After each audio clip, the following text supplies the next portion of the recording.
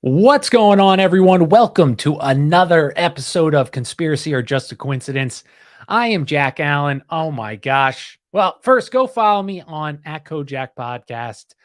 You can support the show there, and all my links and stuff like that are in the show notes. So yes, so go follow me there if you want. Today's episode, dude, I am like this is so the book is called Secret Societies and Subversive Movements, and it's by this lady who was born 1876, Helen Webster. Let me just look. So I got the Secret Societies and Subversive Movements, and it's by this lady. Oh my God! Oh, Nesta Helen Webster. So, like I said, she was born in 1876. Don't look up her Wikipedia because, well, yeah, don't look up her Wikipedia. She had some though crazy views in this time, but I love all these older authors like her, and I can't think of any specifically right now, but there's something that happened in the late 1800s, early 1800s. So I really value these people's what they write because they had access to information that has been wiped from the history books that we will never see. And so this book we're going to go into, I'm already so excited talking about it. We're going to go into all these secret societies that I never heard of before, ever, that were from like ancient or the Middle Ages times. And she goes into all of them. And what we're going to find out is that all these groups are connected. They learn from one another. They either are cults or they trick people, manipulate, but the thing that they're all connected on is the same Gnostic belief. So I'm really excited. We're going to get into all this stuff. So I hope you brought your notes and your learning hats, and we'll get right into it. And I screwed up that intro so bad. I was playing with GarageBand. So for the intro for the show that I'm recording, follow me @Kojak Podcast on Twitter and Instagram, all that stuff like that. And yeah. So let me just, my phone's like blowing up here on Twitter. Okay. All right. There's just my buddy Dave from the SIP. Thanks for all the likes, Dave, whenever you pop in or if you listen to the show. So let's get started. So the past, right? The East is the cradle of secret societies: Egypt, Babylon, Syria, Persia, and the study of secret societies enveloping themselves in secrecy for the pursuit of esoteric knowledge, and those using mystery, secrecy for an ulterior, usually political movement. And this is interesting because even back in these ancient times, these secret societies, what were they doing? They were manipulating politics. That's why they were this group. Their goal was to make the rules and the laws that benefited them the best, which I guess is like a human nature. But I found that fascinating that even in the Middle Ages and in times before that, these groups are trying to manipulate politics. And so you can, and again, obviously, you look now, these groups have infected, destroyed any semblance of what our government used to be. And they got their ultimate goal, really.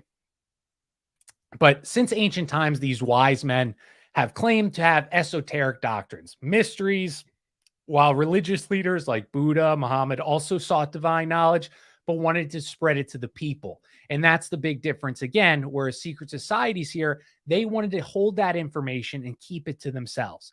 And this desire, why, I don't know, but it usually ends up with this spiritual arrogance, tyranny, fearful trials, tortures, and even death. And these secret societies, they hate you. They despise you. They think you are a stupid barn animal, and they have the real knowledge. You don't have it. You can't handle it. You don't deserve it. And that's their whole plan and goal. And many of their knowledge is we go, is it really knowledge, or is it just leading down these dark, deep paths?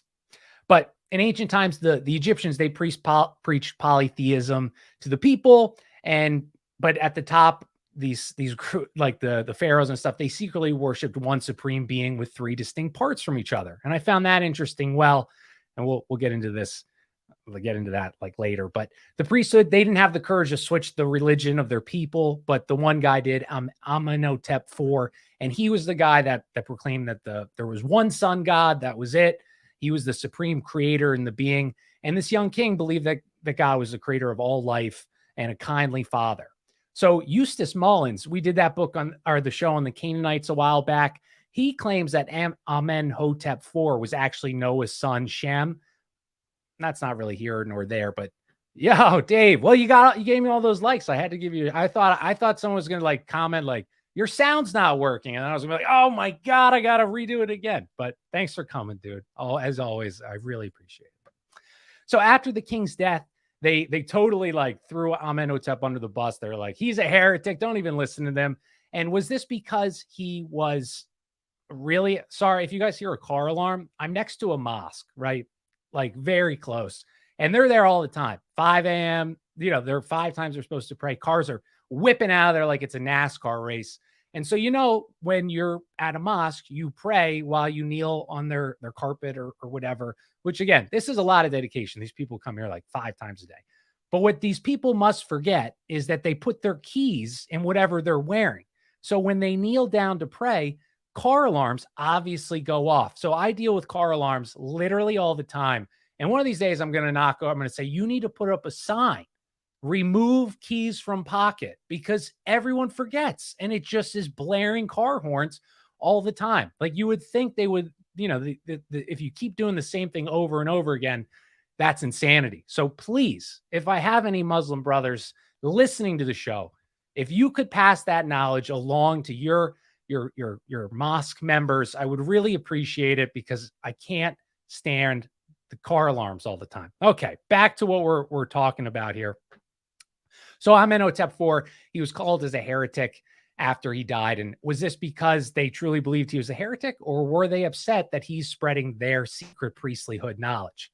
So I thought that was interesting as well. But the earliest European mystery schools, where did they come? And I'm glad, truth in doubt, you couldn't hear it. I was worried. David, what's up? Good. I'm glad the sound wasn't bad for you guys. The kids, one thing amazing about this mosque, the kids go to school there, and dude, they are outside playing basketball right now, actually, and they are playing all the time. That's amazing, dude. Like these kids aren't on the internet playing on their phones. They're having fun, screaming, laughing. And sometimes I get a little annoyed. Obviously, I'm like get off my lawn kind of guy. But then I try to make myself remember, like, that's so amazing in today's day and age. This group of kids plays every day. It's so great. But okay. All right. Now we're really done with talking about the mosque. We're getting back. So the earliest European mysteries, where did they appear? In Greece. And we're about starting. This is going to get crazy super quick. So I hope you're ready. So I'm going to butcher this word. The Eleusinian mysteries existed at a very early date. Pythagoras, he's born in 582 BC. He spent some years in Egypt where he was initiated into the mysteries of Isis. And I've heard this before. Pythagoras was like the first secret society or whatever. And so here, I never knew anything more about it beyond that. So here we get into it. So he returns to Greece. He gets initiated into the Eleusinian mysteries, and he even tried to make his own secret society in Samos. He fails. He goes to Italy, and Pythagoras, he collects a great number of disciples. He established his sect, and he divides it into 2 classes. The initiates, they're admitted into esoteric doctrines of the master with whom they could not speak until a 5-year probation period. So you had to, that's a long 5 years before you can even talk to Pythagoras. That's dedication, dude. That is dedication. The real initiates, that was literally the other class. Not a good code name, though. But the real initiates who get all the esoteric mysteries of Pythagoras. Now, Pythagoras, where did he get his knowledge from, right? He's trained in Egypt in geometry. Obviously, what is it called? What did Pythagoras do? The a squared b plus b squared equals c squared? Is it the isosceles triangle? I was horrible at geometry, but I think that's what he did, something like that. And he becomes an adept at it in geometry. And he also talked about a universal God that was more like a universal mind that diffused in all things. And this is the precursor of secret societies that are going to come up in Europe. And early Masonic traditions trace Pythagorean theorem. Thank you, Aaron. What is the Pythagorean theorem? Is that a squared plus b squared equals c squared? What is Pythagorean theorem? Oh my God. It's been too long since I've done any pointless math that I've never used once in my life. So there it is. When people say, when am I going to use this? I used it in my real life and I didn't know it. So, okay, well, maybe geometry has some value. But early Masonic traditions trace Freemasonry partly to Pythagoras, who supposedly traveled in England, where his geometrical ideas entered the operative Aaron says, I have no idea. That's awesome. Perfect. But Truth and Doubt says yes. So, all right, we've established that Pythagoras, he creates the first secret society that Europeans based their secret societies off of. And while he was doing that, he created some theorem to solve triangles. You know, that's what a great mind does. They say, all right, if I had to measure this triangle in 10 minutes or 10 seconds, how do we do it? And then he comes up with an idea. Oh, construction? Absolutely. I'm sure it comes in hand. I'm just kind of being facetious, but but anyway, so this book, we're also, and I know I'm going to keep talking about what we're getting into, but so there's all these theories how Freemasonry started, and we're going to get into what her Nesta's ideas are and what it started. She goes over, she doesn't actually really give her ideas. She cites all these different experts in Freemasonry and what they believe. So there's all these different opinions, but we're going to get into what she thinks is most likely. But so when Pythagoras, he traveled to England, this is where the first operative guild of Masons happens or starts being created. That seed is planted to be pushed later. And so we're going to talk about the Jewish Kabbalah here. So again, you have to say this stuff because it's a crazy time. No one should be disliked because of what religion they are, what race they are. And I think this book actually, they call Nesta anti-Semite, and I disagree. Her book, she tries to differentiate these two between, just like how Christianity had the Knights Templars, Judaism has a sect that is not, that does these occult practices, right? So Moses, he was learned in all the wisdom of Egyptians. He drew from Egyptian mysteries, a part of the oral tradition, which is handed down. And this oral tradition is later committed to the writing of the Talmud and the Kabbalah. And the first form of the Talmud, called the Mishnah, appeared in the 2nd or 3rd century AD, and later commentary was added. That's called Gemara.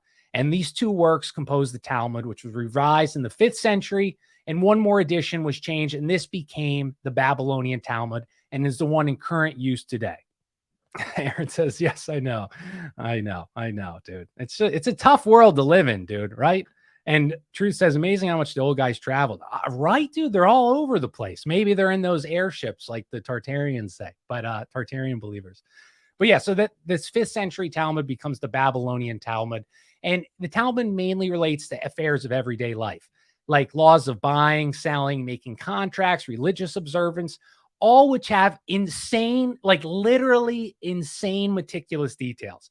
So this one Jewish writer was writing about the Talmud. And these were the quotes this is some of his quotes. He said, the most absurd questions are discussed with the highest effort of intellectual power. For example, here's one of the things in this book. How many white hairs may a red cow have to remain a red cow? They're asking the tough questions. What sort of scabs require this or that purification? Whether a louse or a flea may be killed on the Sabbath. A louse can, but the second you kill a flea, that's a deadly sin. Slaughter of an animal at its neck or its tail. That must be gruesome to slaughter an animal at its tail. Oh, I don't even want to think about that.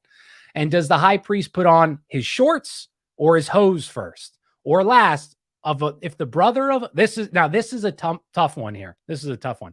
If the brother of a man who dies childless, is he required to marry the widow, but can be relieved from obligation if he falls off a roof and falls into a pile of sticks? I don't know what that means, but sounds like if you don't want to marry your former sister-in-law, if you fall off a roof into a pile of sticks, you're cleared. So that's good to know, but let's get back. I'm just making some light jokes. But anyway, so the Kabbalah means reception or doctrine orally received, and contained in 2 books, the Sefer Yetzirah and the Zohar. And the Sefer Yetzirah is the book, or that means book of creation. So it's like a monologue of Abraham. He contemplates all around him and arrives at the unity of God. So it sounds like a philosopher of sorts. And this is accomplished by an arrangement of divine emanations under the name of the 10 Sephiroths. I know a lot of these words I've seen so many times, so I'm sure you guys have too. But if I can't pull out the definition of the Sephiroth, so I apologize. But the permutation of numerals and letters of the Hebrew alphabet, it would mean very little to the uninitiated like us. If we read this, it has all these like codes and stuff, we're not going to get them, right? Because we're not initiated into this knowledge. But it is certain extreme antiquity, like from the 6th century BC. That's how old this Sefer Yetzirah is. 600 years before the birth of Christ. There's even a reference in the Quran about the Sephiroth, or the Sefer Yetzirah, the book of Abraham. So that's essentially what it's called. And this is an immense compilation known as the Sefer HaZohar, or Book of Light, which I found interesting, the Book of Light, which is greater importance to Kabbalistic philosophy. And the Zohar says the mysteries of wisdom were imparted to Adam by God when he was still in the Garden of Eden. And this gets very interesting as well. So this was delivered in the form of a book by the angel Raziel. And from Adam, the book passes on to Seth, to Enoch, to Noah, to Abraham, and later to Moses. And many writers declare Moses received it on the Mount Sinai and then communicated to the 70 elders, which was then handed down to David and Solomon, Ezra, Nehemiah, and finally to the rabbis of the early Christian era. But until this event, the Zohar was purely oral tradition until written down by the disciples of this guy, Simon ben Jokai. And this all has a point. So I know this is like maybe a little bit confusing or whatever, but it's all going to connect in a few seconds. Yeah, me too, Aaron. I don't know. I like can't differentiate. They all, in my mind, like the Zohar and the Kabbalah, and they're all like one of the same, but I know they're obviously not. But the Talmud relates that for 12, dude, you're too nice. Too nice. The Talmud relates that for 12 years, the Rabbi Simon and his son Elzir concealed themselves in a cavern. Now, this is insane, dude. This is crazy. So they said that this guy, this rabbi who had his disciples write down the Zohar. Do you know how he got the info, or how he like thought of the Zohar or whatever? So this is what he did. He took his son. He said, "Son, come with me. We're going." They go into a cave where they sit or stand, and they put sand up to their necks, dude. I mean, what? Thank you, Truth. Thank you. But why would you bury yourself for all these years in sand? But anyway, they did that. That helped them meditate, I guess, on sacred law. And they were visited by the prophet Elias. And now, I don't make it a habit, guys, of trusting people that bury themselves in sand up to their necks for years to meditate. I don't make that a habit. I also don't make a habit of listening to, the homeless, drug addicted person on the corner when he tells me the world is ending tomorrow. But to each his own. Some people follow things. So anyway, that's what he did. So the first date of the Zohar is definitely appeared at the end of the 13th century, when it was committed to writing by this guy, Moses de Leon, and who says he discovered the original document of the guy who buried himself in sand, Simon ben Jokai. So this is contested among like scholars of the Zohar or what have you. And 50-50. Some say it's a modern work. It's modern work of this Moses de Leon of the 13th century. And some say it's the guy who buried himself in sand. But others say the story is just as I told, that God talked to Adam, Adam passed it on. So there's all this like different kind of contesting where the Zohar came from and all that stuff like that. The comments, I can't read them out. So they're funny though. All right, continue. So one researcher believes it's far older. He thinks it's like this, Adam telling God. And he brings the point that the rabbis of the Middle Ages would be tough to deceive with an ancient document that was actually a modern creation. So I think that's a valid point, right? These are learned men. If they see a paper like this is ancient, but it looks like the exact paper they were writing on or whatever, not papyrus, but that's like an old joke. Like when old people are like, "What, did you write a dinosaur to work? What is this, paper papyrus?" But yeah. So which made sense to me. So he also believes those who deny its antiquity are the anti-Kabbalists who are trying to prove the Kabbalah to be against Orthodox Judaism. And that's what we're going to get into. This is split between, just like Christianity, just like we're going to get into the Muslim secret societies, it's the same thing. It's these people that use the cloak of religion to say whatever so they can be protected, or they can do, especially more in olden times, this gave you protection. Oh no, I'm a Christian, but they're not really a Christian, right? They believe the demiurge and all this crazy stuff. So the main ideas of the Zohar find confirmation in the Talmud by the 18th century, and they believed firmly in the sacredness of the Zohar and infallibility of its teaching. So already at the time of Jesus, there existed an assemblage of doctrines carefully concealed from the people. Is like that is insane, dude. So already before Jesus, there's a secret society of sorts. Maybe you couldn't label it that, but there is a group of people of power that are holding knowledge away from the populace, and not even real to ordinary scholars. You had to be invited to their group. Dude, Aaron just said a great quote. It's interesting because so many of these false religions are packed with Gnosticism. Dude, that I never realized how all of these secret societies, every single one, is Gnostic in their beliefs. And it's crazy, dude. Like, so that's why when people say, well, who's they? Dude, I have no idea who's they, because all these groups have these same secret beliefs. And you would think like Freemasons would be, again, wouldn't be the exact same as the OTO or whatever, but they are at their base levels. They're doing this. They're all pulling from the same ancient secret societies. All right. So the Kabbalah is older than the Jewish race, essentially. That's what the belief is, that this document, see, it's not even really Jewish in its creation, the Kabbalah. It was before the Jewish people were around. So where did they get the Kabbalah from? Right. Or what type of people, you understand what I'm saying? Like, why did they force it into this certain sects, on and on? Okay. You get what I'm saying. So American Freemason Dr. Mackey, he stated that there was a divine Kabbalah of the children of Seth, a magical Kabbalah of the children of Cain, which descends to the Sabbateans, which the Sabbatean Frankists, or star worshippers, or adepts in astronomy and necromancy. So this is important. So a Freemason, he's huge, Dr. Mackey. What's his first name? Dr. Mackey, Freemason. Albert Mackey. I don't know why I couldn't think of that, but he's a big Freemason dude. I could pull up I just looked him up. I got to pull it up now because he looks freaking crazy. Let me just show this guy. He looks exactly like I thought he would look. Let's just say that. Here he is. I mean, look at this dude. He's got a big old nose. His hair's a mess. And he's probably sat there for like 5 hours while they painted this. Crazy. All right. So that's Mackey. I just wanted to show that. So anyway, so what Mackey is saying, though, is there's essentially two Kabbals. They split. The one for consumption of the regular people, and then one for only these people admitted into the secret groups.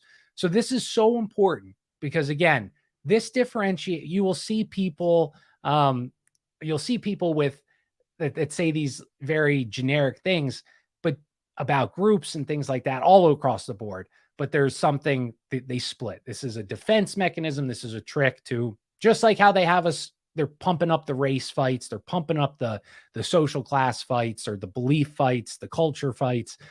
They're doing this. They've done the same thing. They knew that if we hide in plain sight, we claim we're this, we are going to be able to cause strife in the religions themselves.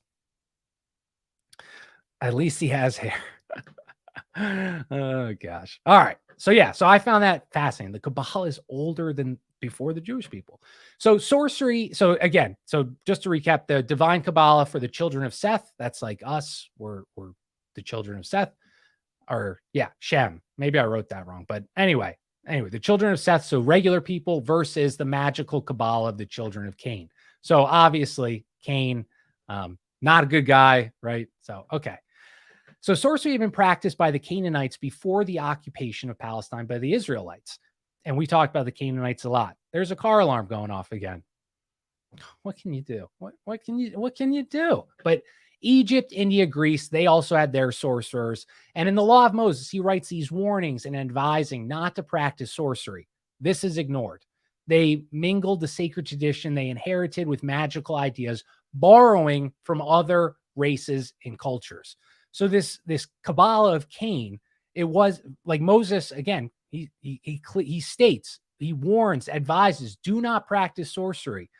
And what do these secrets they do, right? So they're not of these religions, the big three religions. They're not, or the Abrahamic religions.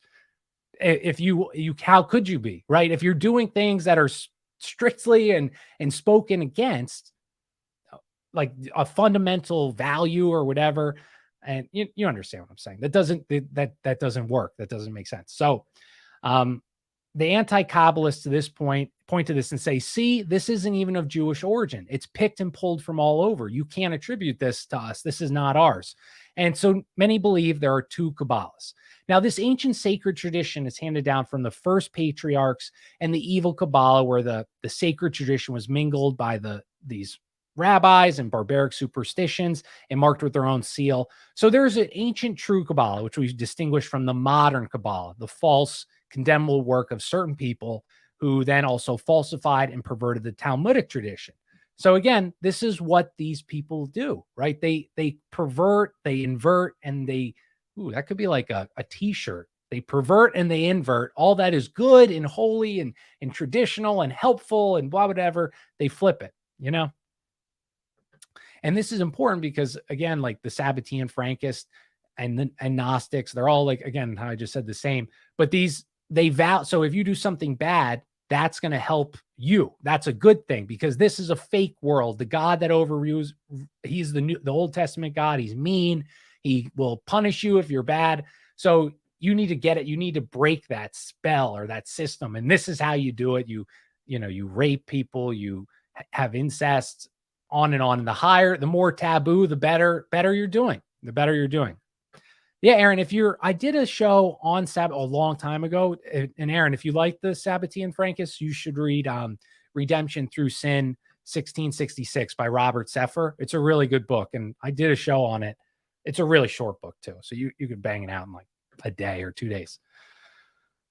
So there's this, okay, yeah. So the modern Kabbalah has theoretical and practical speculations, also magical practices. It talks about the attributes and functions of good and bad angels, which I find, again, I'm going to keep using this word fascinating, but like what and I talked about this in the Canaanite show I did, how when they in the desert, they created this whole hierarchy of demons, like who's the underboss of who, like a mafia system, right? Like, Lucifer's top, you got Beelzebub under him as prince, all this stuff like that. Oh, look, Truth and Doubt read the Robert Seffer book. Yeah, definitely check it out, Aaron. It's I think it's Robert's only book you can buy on Kindle because I only read on my Kindle, and it upset me because I can't read any of his others because the way I read, I can't read it on the paper books really. But anyway, all right. So yeah, the modern Kabbalah talks about the good and bad angels. It has dissertations on the nature of demons, minute details on the appearance of God under the name of Ancient of Ancients, from whose head 4,000 worlds receive the light. So according to these modern Kabbalists, every letter in the scripture contains a mystery only to be solved by the initiate. And I also just said how the God's name of Ancient of Ancients, they believe a lot of these secret societies believe that if you say God's real name, which they obviously don't share with everybody else what the real name is, you will get blessed or whatever. You'll get what you asked for, all this stuff like that. So by this interpretation, passages of the Old Testament bear meanings totally hidden to the ordinary reader. And again, this is according to the modern Kabbalah. So the Zohar explains that Noah was lame for life by the bite of a lion while he was on the ark. And they go in depth in the Zohar on Jonah inside the whale. These stories that we know that you probably read as children, like in your child Bible book or whatever, the Zohar goes into like gory, kind of disgusting detail of these stories. Like when it writes about Jonah and the whale, dude, the Zohar has like he was swallowed by his large slimy tongue, things like that, but worse, or the story of Elisha and the Shunammite. I don't know that. It's made gory and grotesque instead of beautiful. So if you guys know what that story is and you want to write in the comments, that would be great. But Elisha and Shunammite story is turned gory, grotesque. So the decoding of this magical system in which healing diseases plays an important part and affected by means of mystical arrangement of numbers and letters, pronunciations of ineffable names, use of amulets or talismans, or by compounds containing occult properties. Now, all of these ideas are derived from very ancient cults, not handed down by God. This is important as well, right? None of this information is being handed from God to us. It's being pulled from ancient cults and secret societies who are divination demons, trying to talk to demons, trying to cross the veil. And this is probably why in the modern untrue Kabbalah, it talks about how Christians are denied human attributes. So again, I've heard this before. Like it talks about how we are goyim as Christians. We can do whatever we want, things like that. And again, this is because this isn't this wasn't God's word to write down. This wasn't what the ancient tradition was. It changed at some point in the Middle Ages, or what do we say, 13th century, something like that, 1500s. And you could see how easy that would be if you're a secret society member, you run a anti-life cult, okay? And you have a lot of power, you have a lot of money, all your buddies have power, all your buddies have money, and you say, let's get our information out in the front of their eyes in a certain way that's, not too much info being given. You would fund this, and you could totally change the course of history, especially back then before the internet, obviously, right? Jesus endless made up. Oh, Aaron, I didn't know that. Aaron wrote, Jesus deliberately roasts the Pharisees for the endless made up traditions. Damn, dude. Fascinating. I didn't know that. But so yeah, these guys are doing all this crazy, weird stuff. So the belief of a savior who will come, bring back earth back to the golden age and deliver men from evil existed among the Zoroastrians of Persia 500 years before Christ. This was amazing. The leader of the Zoroastrians predicted the coming of a Messiah at whose birth a star would appear. And he also said the Messiah would be born of a virgin and that they should bring him gifts. This was 500 years before Jesus was born. I thought that was so amazing. And the true Kabbalah, this ancient one that was passed down from God to Adam, was in harmony with Christian teachings. It was in harmony with probably Muslim teachings as well. It was probably things like, be a good person, don't have incest or don't commit incest, things like that. So the fact that many Christian doctrines, the Trinity, the miraculous birth, the murder of a deity, can be found in earlier religions. So this is used as an argument against the story of Christ. So I don't know if you guys have seen Zeitgeist with Jordan Maxwell, RIP. Jordan Maxwell and other New Agers in this truth community, they attribute the story of Christ to the stories of Osiris or Adonis, because there are some similarities. There are similarities with the virgin birth and things like that. But this is on a real surface level investigation, because I watched Zeitgeist when I was uninformed and young, and that like broke me into conspiracies. So I'm sure you guys have seen the show, and it's great. The first part I think is the first part's the religion, the Fed and the 9/11 are next. Those two are awesome. But the religion one, it pushed me away from Christianity, because he shows how all these other religions and cults and secret societies had this belief of a virgin birth on December 25th. And just really, I'm not a Christian scholar. I'm so bad. Look, Aaron educated me on the story. But what the December 25th date was chosen to help bring people over to the pagans to become Christian. It wasn't, Jesus wasn't born in December. So like a lot of these things that Maxwell and Zeitgeist points out to show the similarities, they're similar because they purposely did that, right? Like they chose the day to celebrate Jesus' birth. They chose the way, they would move over. You understand what I'm saying, but okay. Yeah. So to rebuke that comment is the historic. So people will say, this is how you can tell Jesus isn't real. We copied the story's the same, Noah and Gilgamesh. And so to rebuke this, it is a historical fact that Jesus Christ existed. It would be the same as saying Muhammad or Martin Luther or Calvin are made up, or would the circumstance of life of Christ or foreshadowed by earlier religions indicate the ancients had an intuition for Christian mysteries, like how we just talked about the Zoroastrian leader 500 years before the birth of Christ predicted the birth of Christ. The sorcerers had looked for coming of the Redeemer, and he came, but his birth was announced. This is why that Jesus is looked down upon by the Gnostics. And this is going to blow your mind, or blew my mind. So, it's in this time before Jesus' birth, there's all these prophecies, as we just said, that a Redeemer, a Messiah is going to be coming. And so Christ is born. He appears. The it fulfilled the prophecy of as that the prophecy was fulfilled. Okay. So the sorcerers look for the coming of the Redeemer. He came, but his birth was announced. Who was announced to? Was it announced to the king? Was it announced to powerful people? No, it was announced to humble shepherds watching their flocks, simple men, not the high priest, not the scribes, not the powerful. And what did we just talk about? How this Kabbalah split, how they were hiding knowledge from people. They only wanted to, and the Egyptians, you heard me when we were talking about, they only wanted to share this info with the top dogs, not the regular folk. So this pissed off the sorcerers, the Satan worshipers, wherever you want to call her, of olden days, because Jesus's coming was not sent to them first. It was sent to the humble shepherds. And those who are involved in the ancient and false Kabbalah, they rebuked Jesus. It would remove their advantage had they had with knowledge over the populace.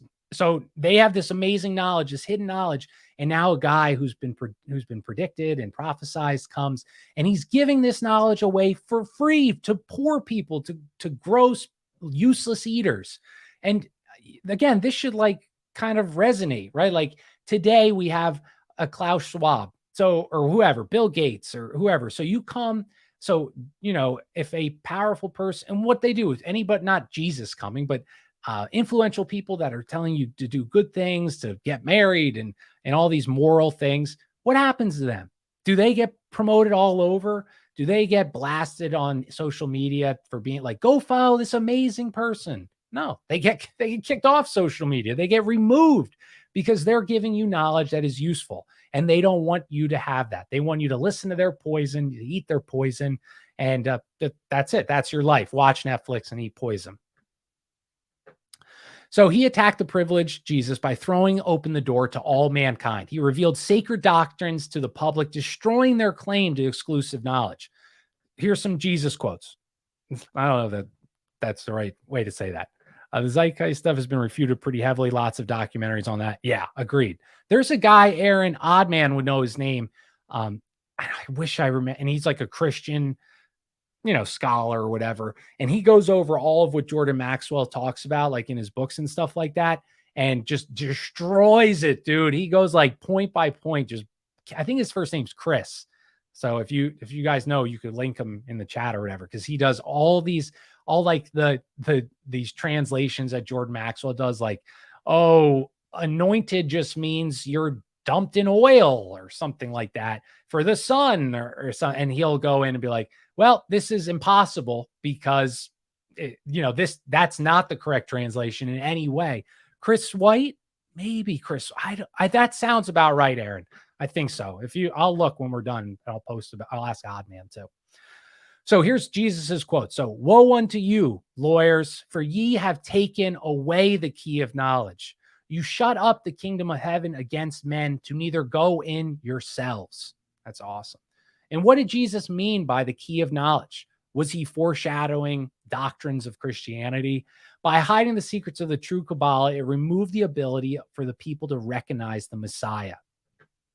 So again, this is these groups, these powerful people that have this sicko Gnostic religion.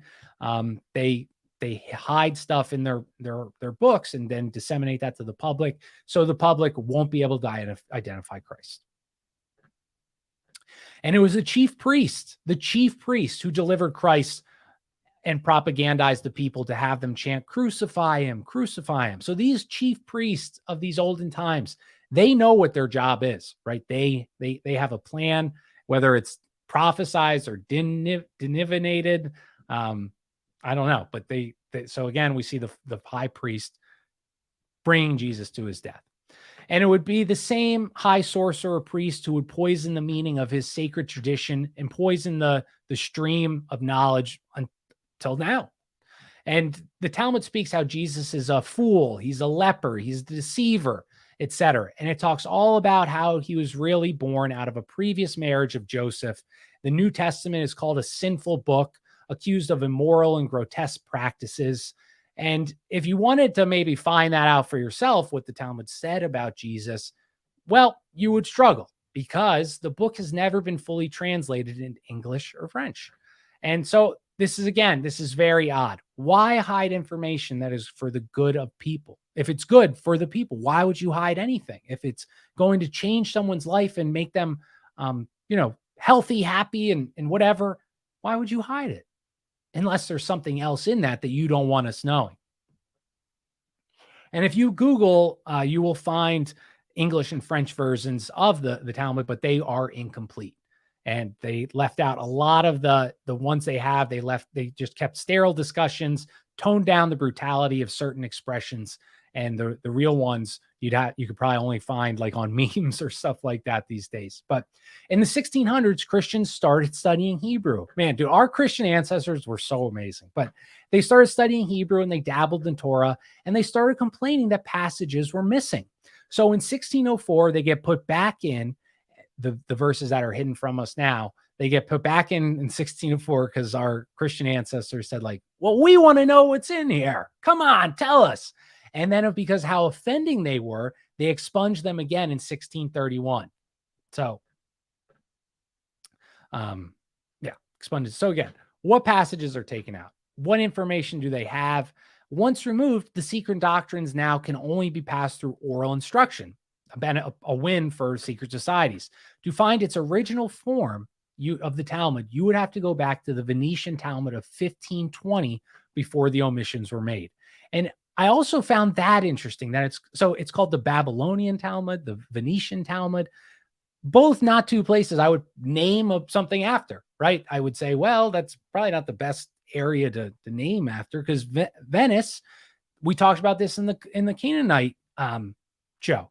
Central banking, Canaanites, that's where they made their home was Venice. They left Babylon, they went to Venice, they went to Carthage and then they went to Venice. And all of our central bankers, the banksters, the Schiffs, the Rothschilds, all these people, are they from Germany? No, they're not. Their family isn't from Germany. It's from Venice. So I found that like very odd. But thus with the creation of the Christian religion, this Canaanite false Kabbalah worshipers, these secret societies were set out to take down the new faith. And now we're going to get into the secret societies that are the first ones.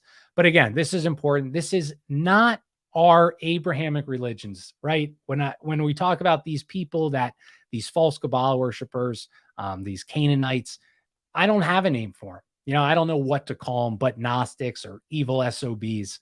So just something again to keep you from falling in that like trap of just blanket statements that are lazy, dude. It's lazy statements. And it is, like that. It's just, I get offended when people say all white people are whatever. So I try to treat others the way that I like to be treated. And so the Essenes. All right. We're getting into this information I never heard before. So I hope you're going to learn a lot from this. So the Essenes, I've heard of the Essenes. Let me just see if there's a picture that comes up. Essenes. No, not really. So the Essenes. Oh my God, where am I at? Okay. Another device for discrediting Christianity by the New Agers who try to prove that he belonged. Oh, this is going to be so good. Finish DDX. Thank you, dude. It went from he's talking about when I was talking about the Canaanites. Yes, it went Canaanite, Phoenicians, Venetians, black nobility. All right. Thank you, DDX. That was helpful. I don't want to give wrong information ever. So this chapter right here is going to give you awesome arguments for all those people that aren't Christian on the internet that will post you, Jesus was a communist. No, he wasn't. And this will give you the ammo to disprove what they said. So I found it. I loved it. So a lot of New Agers, a lot of Gnostics, these secret societies, they say Jesus was a member of the Essenes.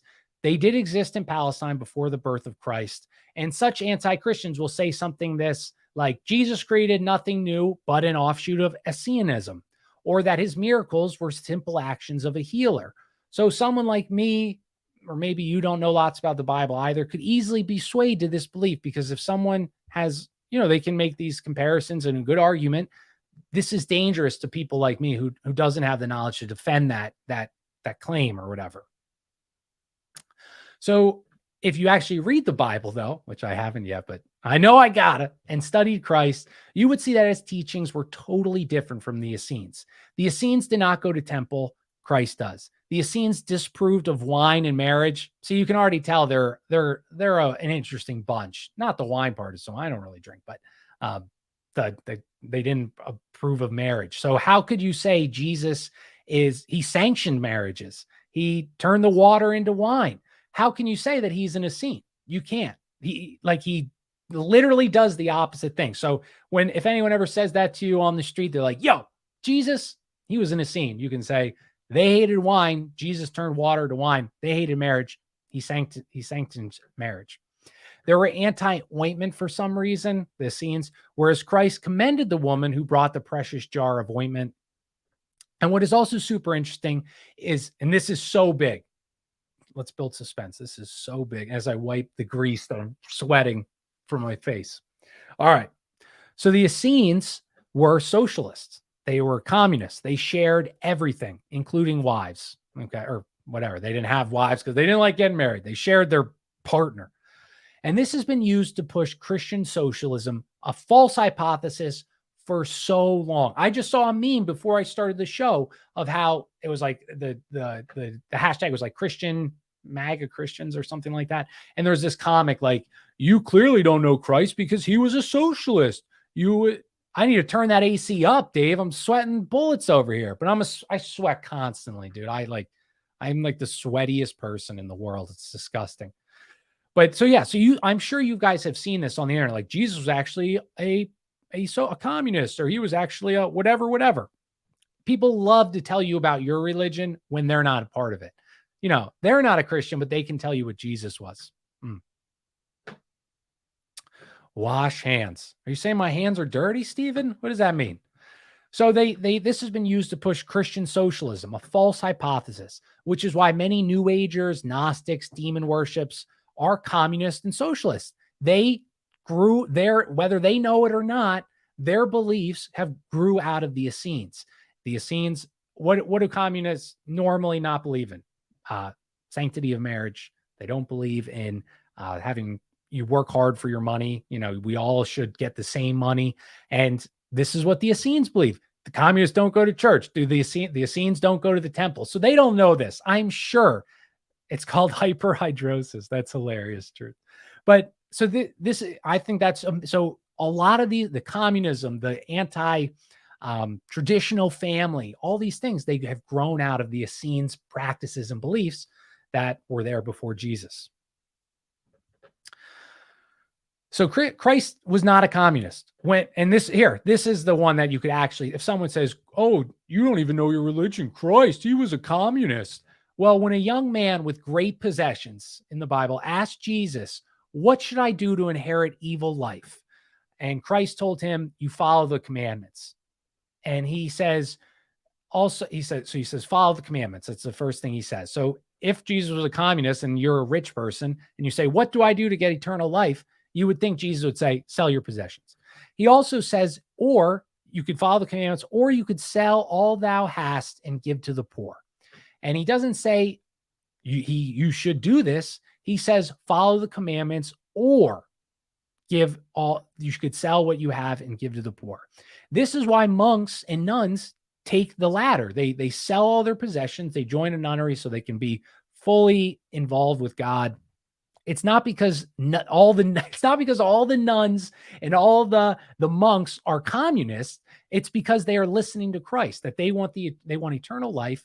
And that's why they're poor and they live penniless and nothing, because Christ told this person, you either follow the commandments and so the monks are private and nuns are like, well, we'll do both to ensure that we're getting in. What's up, Wes? And yeah. Oh, Aaron, I wish I had your knowledge on this. So he says there is multiple parables where Jesus rewards people in a hierarchical way based on how much they work, opposite of communism. Amazing, Aaron. And see, again, so if people say that to you on the internet, the quote again, or if you want to, I don't know if that's important to you, but Christ, when the rich man with great possessions asked, what should he do to inherit eternal life? Christ says to follow the commandments. And you could post that. Not that it means anything to win an online argument, but that always stumped me. I'd see that in the comments and I wouldn't know what to, I wasn't involved in it, but I wouldn't know what to respond. And I loved learning that. So Essenes put more commie stuff from the Essenes. As always, of course, the Essenes put all members on the same level, forbidding the exercise of authority of one over the other, call no man master upon earth. And now, obviously, that's not communism in itself because there is a strong state in communism. But the Essenes, this belief that may call no man master upon earth, it reminds me kind of like this anarcho-capitalism kind of mindset where it's like no one's the boss of me. And so I don't know. I don't want to make this claim, but I'm going to make it anyway. I think that's odd, right? There's something weird there that this Essenes beliefs have come in through all these different ways and different groups. And, I I always like Wes has always got something good to say. That's why these elites always mutter self-deluded ideals like a man that serves others outside himself is a fool. Literally part of their mantra and their way of chastising Christ. Yeah, I agree. Inversion and that's a perversion. That's what they're about. And Essenes put, I just said, so one of my favorite Bible verses, it gives me chills when I talk about it. The render unto Caesar what is Caesar's and render unto God what is God's. And I'm going to butcher this story, but for anyone that doesn't know that Bible quote, the Roman centurion comes to Jesus to try and trick him. And he says, who do you follow or whatever he says. And that's when Jesus responds back because they're trying to arrest him. He says, render unto Caesar's what is Caesar's and render unto God what is God's. Or Christ says, having soldiers under to me, and I say go, and he goeth. Come, and he cometh. Do this, and he doeth it. So Christ commends faithful servant and obedience to masters, to him. Obviously, they are our masters or our God. But so again, the Essenes that's not what Jesus did at all. He had having soldiers under me, and I say go, and he goeth. So he's clearly leading them anti-Essenes belief that everyone is same level. And I could keep going. There's so many examples in the book, but you get the point.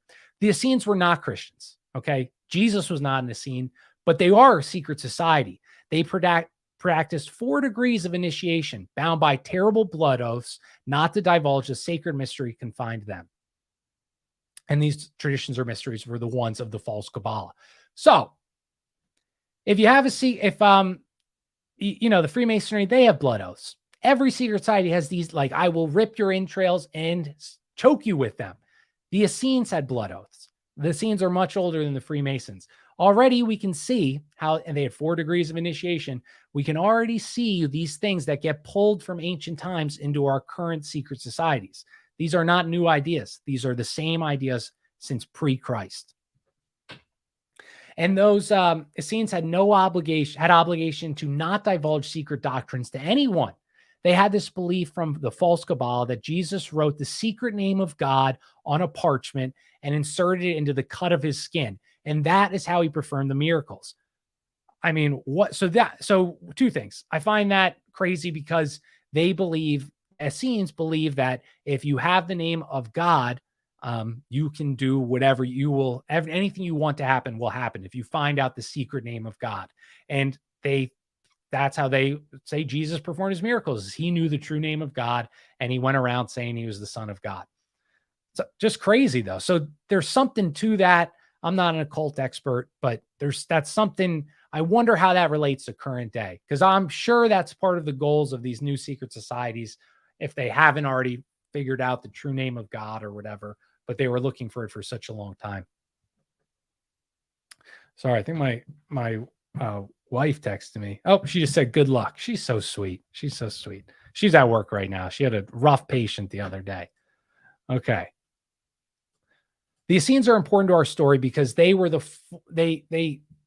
first secret society from which a direct line of tradition can be traced to present day. And we kind of talked about that. But they were peaceful to the Christians. This differs from the Christian Kabbalists in later years, which poisoned and perverted the Kabbalah. I love it, Wes. Yes, agreed. I'm just so sweaty right now. Is the CIA have a heat beam on me? I don't know. They might, because I am sweating more than normal. But Now we're at the Gnostics. All right. See, each chapter, dude, I was like, oh my God, I know so little. I can't wait to read this. Okay. I had to take a sip. Maybe that'll cool me down. When I was in high school, I was a swimmer. So I'd have morning practice and I would, eat breakfast after morning practice. I'd take a shower after practice and I'd get in class in first period. And, you're high school, you're like kind of self-conscious. You want to look cool. I would start sweating so profusely. And then you're trying to stop sweating and then you keep sweating more. It was horrible. I never wore a gray shirt, always black or like dark blue, because you'll get your pit stains will show in a second. And you can't be a boss in high school if you got pit stains. Okay. That's our little tip for any youngsters out there. Don't wear gray if you're a sweaty person. The Gnostics. This is so good. So, okay. So we already established the Essenes were created ancient time. We had Pythagoras and the Egyptian secret societies, the Essenes, they're all around the same time period. And now we're going to get to the Gnostics. So the first school of thought is to create a schism in Christianity was sects under the generic name of Gnosticism. Hyperhidrosis. I'm going to start calling that. They're going to say, man, you sweat a lot. I said, I got hyperhidrosis. You know what that is. So it aims to supplement the faith by the knowledge of eternal verities and giving a wider meaning of Christianity by linking up with earlier faiths. So that it's sort of a universal religion containing all divine elements of all. Now, what does that sound like to you? To me, it sounds like the NWO, the one world religion, the constant removing of beliefs and values to match the times. I saw an article a few days ago where it said, should we rewrite the Bible to remove some of its anti-Semitic or whatever, racist passages or whatever? I mean, that's literally what the Gnostics were trying to do then, right? In ancient times or right around Christ's birth of times after. And you see, they've made the goal. Might be hyperthyroidism. John, don't scare me like that, dude. I haven't gone to the doctor in years. I know I'm not going. Fuck them. I'm just joking. Okay. All right. Yeah. So the Freemasons, they says the Kabbalah is the key to the occult sciences. The Gnostics were born of the Kabbalists. And the first century in Alexandria, Egypt had many cultures which furnished the seeds for the mystic philosophy. Alexandria at the same time is also home to the creation of Gnosticism. Thus, there's a clear connection between this false Kabbalah and Gnosticism. They were both born in the same area. They interacted, on and on. So the results of Gnosticism was not to Christianize the Kabbalah, but to Kabbalize Christianity by mingling its pure and simple teachings taught to the humble shepherds, taught to the lepers, taught to the fools, that they could understand, they could absorb and take in. They wanted to mingle this pure with theosophy and magic. And the founder of Gnosticism is attributed to this guy, Simon Magus. He was a Kabbalist mystic, but outwardly he was claiming a magician with a band of disciples. That's it's not a joke, hyperhidrosis. All right. Perfect, Truth. That's my new word for it. I'm going to, when they see when someone points out my pit stains, say, no. You can't do that. I have a disorder. Hyperhidrosis. Okay. We're not going to talk about me sweating anymore. It's getting exhausting. It's making me sweat more, I think. So Simon Magus, he institutes a priesthood of mysteries and practice occult arts, exorcisms. And this is the Simon who we read in Acts of Apostles that he bewitched the people of Samaria. So this is who they attribute he's literally in the Bible, I guess. I have no idea. John would maybe know, but crazy. And so Simon got a little hot-headed by his crazed incantations, his ecstasies, and he kind of thought he was like an Elvis-like character. So he eventually becomes a sorcerer to Nero. He is the main sorcerer for Nero. So clearly you could see why he thought he was hot shit. I mean, he's the most powerful man on the globe or whatever. Most powerful man in Rome or whatever you're his top dog. You could see why he was cocky. And he ended his life though there probably because he's talking to demons constantly. Yeah. See, John even agrees. Simon Magus is in the Bible. In Acts is what I'm told. That's where we get the sin of simony. Dude, so fascinating. Wow, that's awesome. Okay, so see, so if John agrees, we know Nesta here is correct. And Simon is not the only Kabbalist in the Bible mentioned. There's Elymas the sorcerer. So Gnostics introduced in rites that profanation of Christian mysteries, which was to form the black magic of the Middle Ages. So the Gnostics are literally the ones that create this weird sorcery in European, Middle Age history.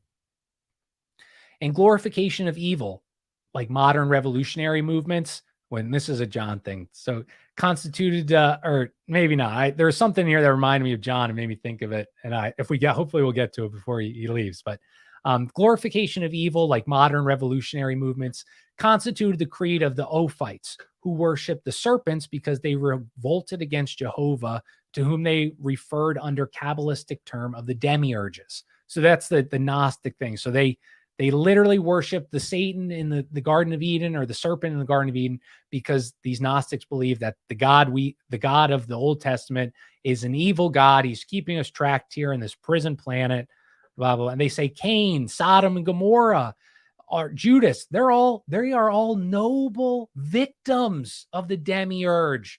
They aren't the bad guys. Jesus is the bad guy. That's what the Gnostics believe, that all these bad people in the Bible, like I just said, I just have to say it again because it's important. Cain, Sodom, Gomorrah, Judas, they are good people. They are the people you should follow. They're victims. They weren't the people doing wrong. They were the victims. And there's a Gnostic set, the Cainites, that called upon all men to destroy the works of God and to commit every kind of infamy. And I wrote Cainites. I think she looked like, the Canaanites. So again, you can see this play out in our current day, right? We have people that are literally, their goal is to destroy the works of God. And that's what they're doing. They're being very successful at it. More and more Americans don't believe in God. They'd rather have a Thor or Captain America to believe in. And so they're being very successful. These Gnostic secret societies just continue to really take down, Christianity. And it's only going to, I always talk to John. John tells me it's going to get even worse. I believe him. So study up now, right? Let me just read a few of these comments. All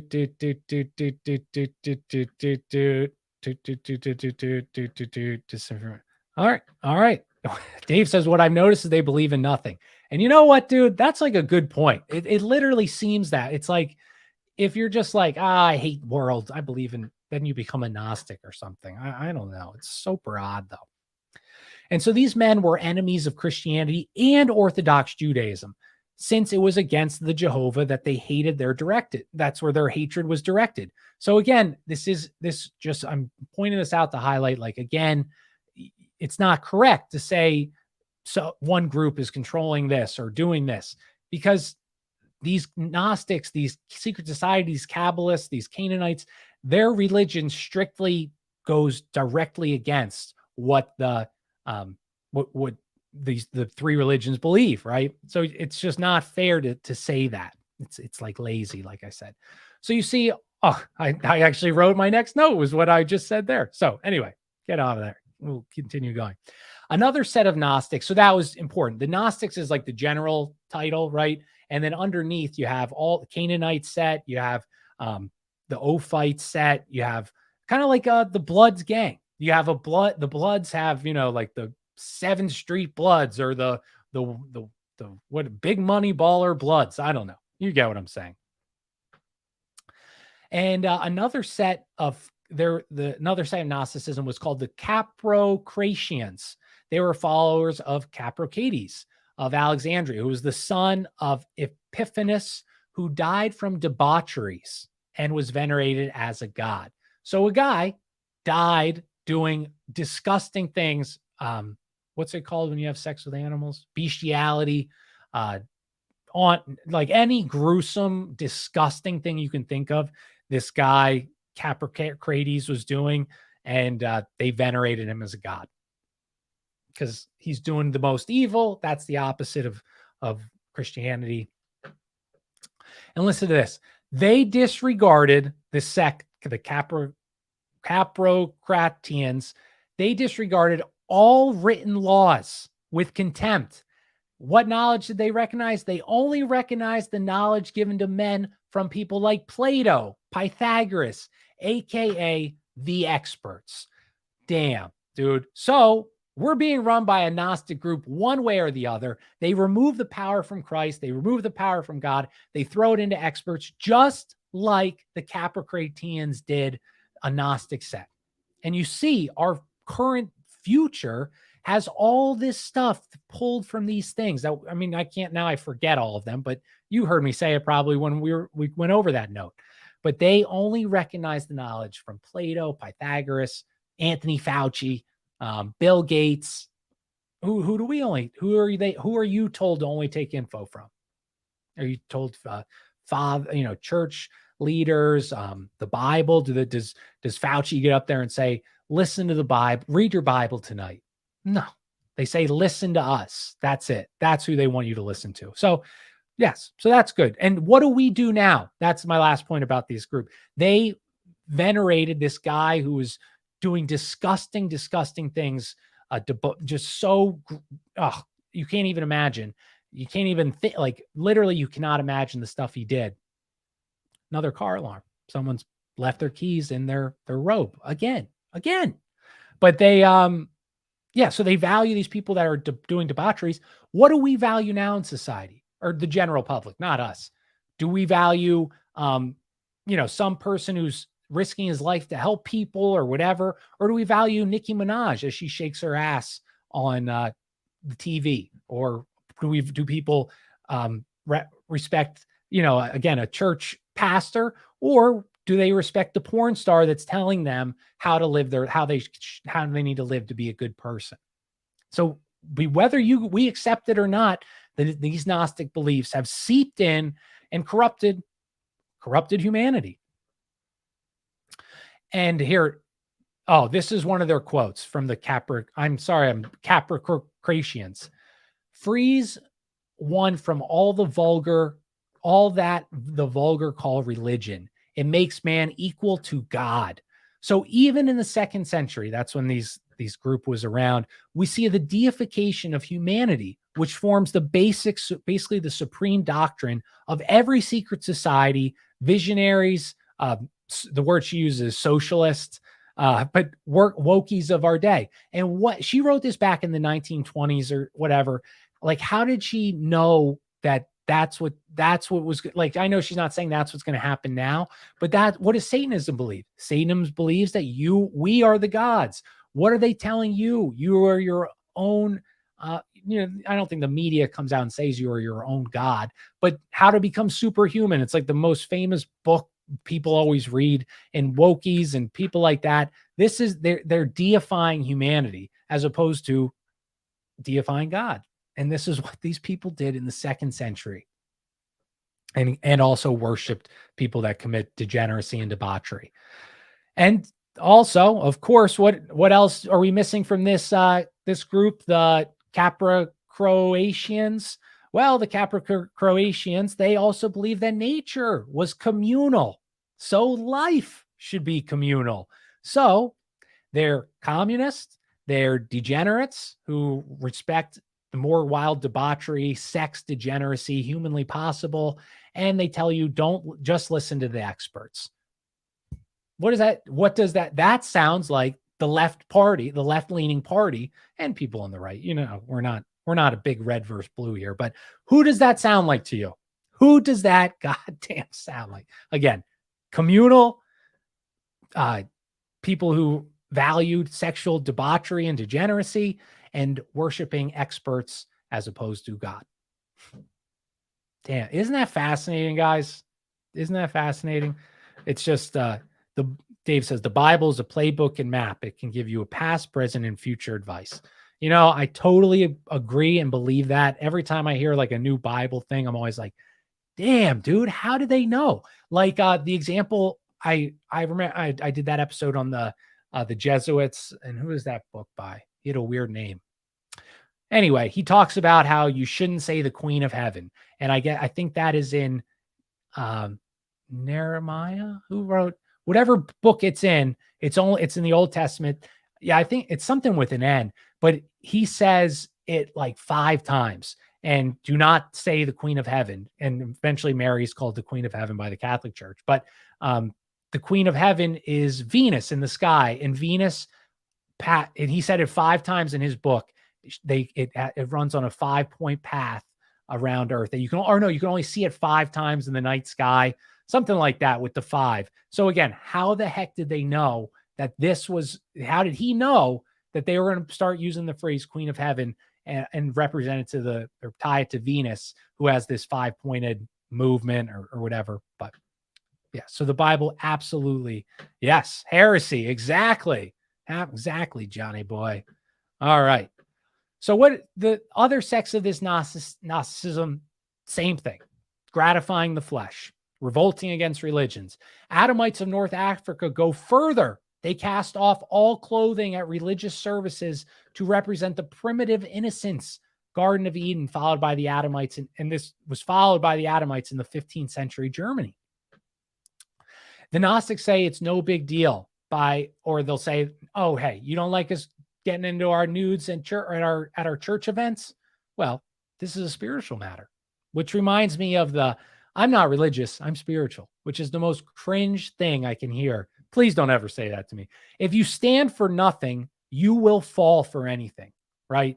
So please stand for something. Say, I believe, take the uncomfortable position or opinion and believe if you believe it, because you have every right to have that belief. All the sects perverted doctrines of the Christian faith. They professed they had the truth. We have the truth. And the Gospel of St. Matthew, the Gospel of Judas, the Gospel of St. John, which is going to be important a few episodes down the road. But that's what they wrote their own books in the Bible, the godly that I just said. Aaron says, every profile in my dating app is spiritual, but not religious. Oh my God, dude. That is horrible. Horrible. I don't even know dude, people today are so, thank God I'm married or whatever, dude, because I started dating my wife like four years ago or whatever, 5 years ago. And the world wasn't that crazy then. And it's gotten exponentially crazier. The Gnostics say, oh yeah, I just said that. So all the sects had perverted doctrines of the Christian faith and professed they had the truth, Gospel of St. Matt. Oh my God. So the goal of the Gnostics was to reduce the perversion to a system, to get it down so good. It's like a machine, binding men together into sects, working under the guise of enlightenment in order to obscure all recognized ideas of morality and religion. What are they doing today, dude? So the Gnostics are currently winning. That is exactly what they're doing today. They are under the guise of enlightenment. Oh, be smart. You don't believe in evolution? Oh, my poor ignorant fool. What do? They mock Christians as fools, as stupid. And if you want to get real knowledge, you have to follow Anthony Fauci, buddy. You gotta read Neil deGrasse Tyson. You'll get your information there. Again, these are all Gnostic beliefs. And John's in the chat. And I remember John would say how we were talking about Tartaria, because for a while I kept reading these Tartarian books.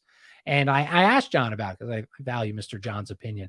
And John said, I think that it's very Gnostic in their belief.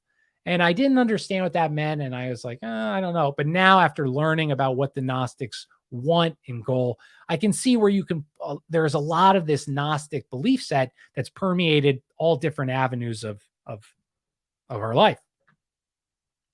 So the 3rd century writers, they write about the mysteries and initiations. One sect divided their members into 3 classes. And the last thing before we chill in the Gnostics, one Gnostic expert wrote how they communicate through, this is so important. This Gnostic expert wrote, they communicate through symbols, emblems, diagrams. Even in these sects, only 1 out of every 1,000 had the top secret knowledge. So it's very like, so these people run these movements just like they did back then, and only the top people have the real. I think any cult that's around, it's the same thing. So let's see how many pages we got. We've been going an hour 15. We're on page 8 of 13. So we're going to do a few more. We'll rock till like 10. So Manichaeism. I hope everyone's enjoying. It looks like we have a good crowd, 19 people or 18 people. So thanks for coming, guys. You're so means so much. You spend your time, your valuable time with a sweaty guy like me. It really warms my heart, and it warms me all over, and that's why I'm sweating. All right, I got to stop making the jokes. Let's get back. So Manichaeism. So they followed the Gnostics about a century later in Persia. Oh, so now we're going to start getting into the Muslim secret society. So this is crazy. So it was founded by Kubricus. Manichaeism was born in Babylonia in 216 AD. Supposedly, some old rich widow bought this guy, Kubricus. This is a hilarious story. Wait, why does John? Oh, because John was a Nazi. He said Gnostics believed they are saved by secret knowledges. Douches. I was a douche. And Dave, that's funny. Their ascended masters like to mention without these groups are demons or fallen angels drawn richly from a metaphysical realm. Manly P. Hall admits this in his literature. For sure. For sure. I got to read Manly Hall too, but it's so hard to read his work. He writes in like their language, and dude, you cannot like just sit down and read his book. You'll be. I started it the one time. I think Secret Teaching of All Ages. I read the same page or like the same sentence like 80 times. It was like on the first page, and I said, I can't read this book. I have no idea what I just read, and it was one sentence. So this old rich widow in 216 AD, she bought this guy Kubricus, and she left him her wealth. And in this wealth, she had this old, very old, ancient book of a Saracen named Scythanius on wisdom of the Egyptians. I wish we could get that book, dude. Damn. And these books contained ideas of Zoroastrianism, Gnosticism, Christianity, and also elaborated with a philosophic system which Kubricus taught. Kubricus, again, he married an old lady. He's basically a sugar. She's a sugar mommy. So the guy that started the secret society was a sugar baby. Boo. Who follows that guy? Why are you marrying a rich old lady, dude? You go become rich. But so he claimed he was the parcelet promised by Jesus. So he's claiming he's the Messiah. His cult was divided into two classes: the outer circle of hearers or combatants, and the inner circle of teachers, also known as the elect. And what do? They made use of secret signs, grips, passwords, and called themselves the children of the widow, and called him the son of the widow, not window. And Mainz, I don't know, he was tasked with curing the son of Kubricus. His last name was Mainz. Kubricus, he gets tasked to curing the son of the king of Persia. He failed. He died. And so he was flayed alive, Kubricus, and hung his corpse at the city gate. Pretty vicious, dude. I hate peeling potatoes sometimes because it gets them, it'll hit my thumb. I don't have a good technique, I guess. So Jesus, imagine peeling a person. Oh, God. But every Good Friday, the Manichaeans carried out a mourning ceremony. They said their real sufferings won't contrast with the unreal sufferings of Jesus Christ. Say, these are not happy people, dude. They're insane. And this is the fundamental doctrine. We're going to get into this here. Dualism. I have heard dualism constantly, and I never know what it means. I obviously know what like dual means. Light, dark, blah, blah, blah, blah, blah. But I didn't know what it means. So the Manichaeanism, this was in their Gnostic sect, like we talked about. But their fundamental doctrine is dualism, meaning the existence of two opposing principles in the world, light and darkness, good and evil, but not the Christian conception of this idea, but the Zoroastrian conception. Thus, all matter is absolute evil. The principle of evil is eternal. Humanity is satanic in origin. First human beings, Adam and Eve, are offspring of devils. That's pretty crazy heresy to say, especially in 216 AD. But so you see how this belief comes up in secret societies as well. So they believe Adam and Eve are the offspring of devils. And so I'm sure you can see this. So the Manichaeans shared a similar belief as they do in the false Kabbalah. And the Kabbalah says how Adam was banging female, the false Kabbalah, not the true one that's in harmony with the Bible's teachings and the God's teachings. But the false one talks about how Adam was having sex with female devils while Eve was banging male devils. And that's how evil was born into the world, was Eve banging the serpent and having sex and reproducing. And that's how the demons and the devils populated the earth. Adam lived away from 130 years in the Kabbalah. And in those years, he created a generation of devils, spirits, and hobgoblins. I don't know what a hobgoblin is, but I think it's like a goblin who likes corn on the cob. Poor joke. Just trying to think. But yeah, so this is all in this false Kabbalah. So Adam supposedly spent 130 years banging devils and demons and spirits.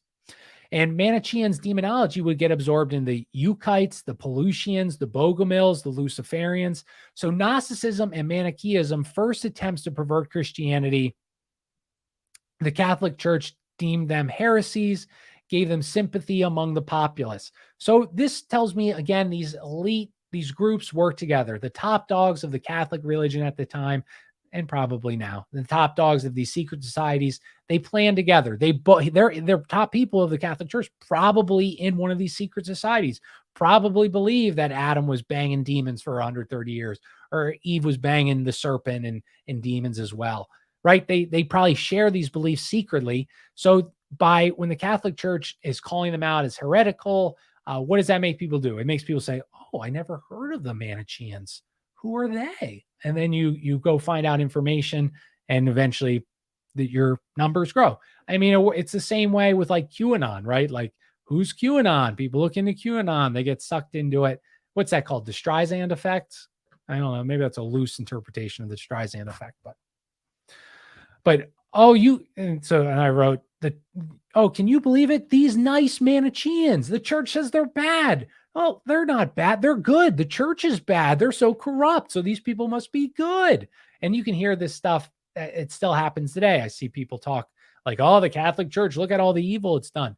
Okay. Yeah. You look at any religion that we have, and these top powerful people have done many evil things. Or you want to go secular. Let's talk. You think there's a rape of underage children problem in the Catholic Church? How about you check out the effing public school system? Because there seems to be, if the church is bad, you have an epidemic on your hands of teachers banging their students, raping their students. Excuse me. Wasn't Augustine a Manichaean Gnostic? Ooh, I wish St. Augustine, Aaron? Please elaborate. I don't know that, though. I have no idea. Maybe John knows. Yeah, you're close. Manichaean, there's an I in there, but you were pretty much there. Okay, so yeah. So revolt against Islam. It's 9:55. All right. We'll do this last. If you guys want, we'll do a little bit more Hasidic community. Yeah, as well. So they point to the Catholic Church because it's these Gnostics, dude. They're trying to destroy Christianity. How do you destroy Christianity? Well, you go after its institutions, and you talk about how evilly corrupt they are, and you act like they're the only one, and that there's no other problems anywhere else. So we'll do, John says yes, Aaron. So it's true. That's insane, dude. I got to look this up. Dave says it's 8:55 there. Well, bro, it's 9:55 here. We got my work's 10-year anniversary party Thursday, and people are coming in tomorrow, and I got to be all friendly and like keep the conversation, kind of like running a podcast. It's like this. It's like running a open forum podcast with anybody. And that's what I have to do to make sure there's no dead air. It's exhausting, fake laughing.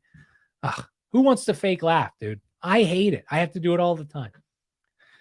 Okay. All right. Let's do this. So the revolt against Islam will end in like 10 minutes.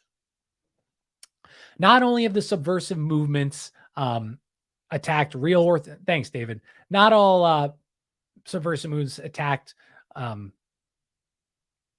just Orthodox Judaism. They attacked Christianity. They attacked Islam. And we're going to focus on the Islam in this part. So in the middle of the 7th century, an immense schism is created in Islam by rival advocates of successors to the Prophet. And you guys probably have heard this stuff before. It's the Orthodox Islamites. The Orthodox Islamites are the Sunnis, and they adhere to the elected caliphs, Abu Bakr, Omar, Othman.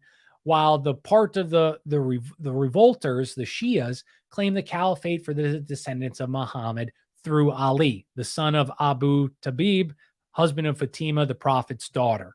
So I'm sure you've heard this story before. The division ended in literal open warfare. Ali was assassinated. The elder son of Ali was poisoned. The younger son fell at the battle of Kerbela by fighting the supporters of Othman. Deaths still mourned by the Shias today. So the Shias are, so just to remind, because I have my notes, you don't. The Shias, they wanted the prophet's descendant lines to be the caliphate. The Sunnis, they want the elected ones. But the Ismailis, what did they want? So the Shias split over the question of successors. So now you have another. So you have the Shias who wanted Muhammad's line, and they split. Okay, so you have another, this is going to cause chaos. So it split actually into 4 factions. And then 4 factions, there was one that split into 2 from those 4.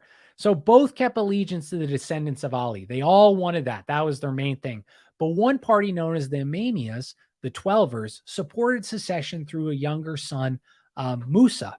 And the Ismailis, they were called the Seveners, adhered to Ismail, the elder son of Jafar, as the successor of the prophet.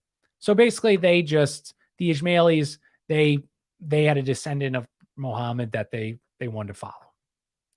And in spite of divisions on who to follow, the Shias never deviated from the fundamental form of the doctrines of Islam. They literally, their only difference was who they wanted to believe to be their leader. They believed, as we've said to ad nauseum, Muhammad's line, as opposed to these elected caliphates. So the earliest Ismailis formed about the time Muhammad died. So already there was split in the Muslim religion, Islamic religion.